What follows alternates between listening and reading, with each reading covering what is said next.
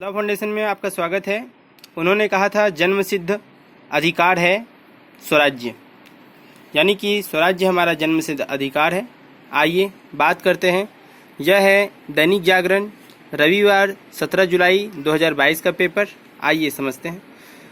अग्निधर्मा लेखन की वजह से 1908 में जेल गए लोकमान्य बाल गंगाधर तिलक 1914 में लौटे और राजनीति पर नरम दल के बढ़ते वर्चस्व और दम तोड़ते स्वदेशी आंदोलन को देखकर परेशान तिलक ने राष्ट्रवादी आंदोलनों की चिंगारी फिर से जलाने के लिए एनी बेसेंट के साथ मिलकर होम रूल लीग की स्थापना की और इस अभियान को साल भर के अंदर ही पूरे देश में पुरजोर समर्थन मिला। होम रूल मूवमेंट ने राष्ट्रवाद को नई दिशा दी और लोकमान्य तिलक नायक बनकर उभरे। उनकी जन्म जयंती 23 जुलाई को पढ़िए वह क्रांतिकारी भाषण जिसमें उन्होंने अपना विश्व प्रसिद्ध नारा दिया। नासिक 17 मई 1917। मेरी उम्र बहुत जवान नहीं है, लेकिन मेरे जज्बे में आज भी वही आग है। आज मैं आपसे जो कुछ भी कहूँगा वो आपके लिए हमेशा प्रेरणादायक होगा। ये शरीर भले ही ढल जाए, बूढ़ा हो जाए, जर्जर हो जाए, लेकिन हमारी प्रतिज्ञा अमर होती है। ठीक उसी तरह हो सकता है हमारे स्वराज्य अभियान में थोड़ी शिथिलता आ जाए, लेकिन इसके पीछे की सोच और उद्देश्य शाश्वत है जो कभी खत्म नहीं होगा और हम स्वतंत्रता हासिल करके रहेंगे। स्वराज्य हमारा जन्मसिद्ध अधिकार है। मेरा स्वराज्य जब तक मेरे अंदर जिंदा है, मैं कमजोर या बूढ़ा नहीं हो सकता। कोई भी हथियार इस हौसले को परास्त नहीं कर सकती और कोई आग इसे जला नहीं सकती। पानी की धारा इसे भिगो नहीं सकती। हवा के तेज झोंके भी इसे सुखा नहीं सकते। हम स्वराज्य की मांग करते हैं और हम इसे लेकर ही रहेंगे। जो विज्ञान स्वराज्य पर खत्म होती है वही राजनीति की भी विज्ञान होनी चाहिए, वो नहीं जो गुलामी की ओर ले जाए। राजनीति का विज्ञान ही देश का वेद है। मैं आपकी अंतरात्मा को जगाने आया हूँ। मैं आप सबको झूठ, मक्कारों और ठगों के झांसे से बाहर निकालने आया हूँ। स्वराज्य का मतलब कौन नहीं जानता? स्वराज्य कौन नहीं चाहता? अगर मैं आपके घर जबरन घुस जाऊं या घुस आऊं और आपके किचन को कब्जे में ले लूं, तो क्या आप इसकी इजाज़त देंगे? नहीं ना। मेरे घर के तमाम मसलों पर मेरा अधिकार होना चाहिए। एक सदी गुजर गई, लेकिन अंग्रेजी हुकूमत अब भी हमें स्वराज्य के काबिल नहीं मानती।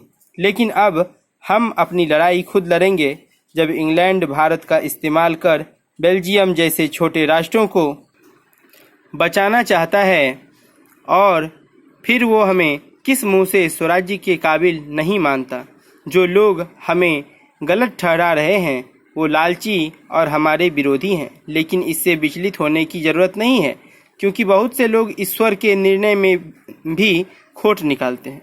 हमें इस वक्त बिना कुछ और सोचते हुए देश की आत्मा की रक्षा में जुटना होगा। हमारे देश का भविष्य और समृद्धि अपने जन्म सिद्ध अधिकार यानी स्वराज्य में निहित है। आपको बता दूं कि कांग्रेस ने स्वराज्य का प्रस्ताव पास कर दिया है। वैसे देखा जाए तो हमारे स्वराज्य अभियान के रास्ते में अब भी कई अड़चनें खड़ी है या खड़ी की जा रही है। बड़े स्तर पर अशिक्षा ऐसी ही एक बड़ी अड़चन है, लेकिन हम इस अड़चन को बहुत दिनों तक नहीं सह सकते। अगर हमारे देश के अशिक्षित लोगों को स्वराज्य की थोड़ी जानकारी भी हो, तब भी बहुत बड़ा मसला हल हो सकता है। ठीक वैसे ही जैसे ईश्वर का पूरा सत्य शायद ही हम में से कोई जानता है, फिर भी उसमें अटूट आस्था रखता है। मेरा मानना है कि जो अपना काम खुद कर सकते हैं वो अशिक्षित जरूर हो सकते हैं, लेकिन मूर्ख नहीं। वो किसी भी पढ़े लिखे इंसान जैसे कि विद्वान हैं, और अगर वो अपनी ज़रूरतों और परेशानियों का फ़र्क समझ ले तो उन्हें स्वराज्य के मूल्यों को समझने में भी कोई दिक्कत नहीं होगी। हमें समझना होगा कि अनपढ़ लोग भी इसी समाज का हिस्सा हैं और हम में से ही हैं, और उनको भी समाज में सम्मान अधिकार है और समान अधिकार है। इसलिए जनमानस को जागृत करना हमारा कर्तव्य है। परिस्थितियां बदलती है, हमारे लिए ये बिल्कुल सही मौका है। इस वक्त हम सबकी एक ही आवाज़ है, अभी नहीं तो कभी नहीं। आइए हम सब इंसाफ और संवैधानिक क्रांति की राह पर चले। संकल्प करिए और मुझे और पीछे मुड़कर मत देखिए।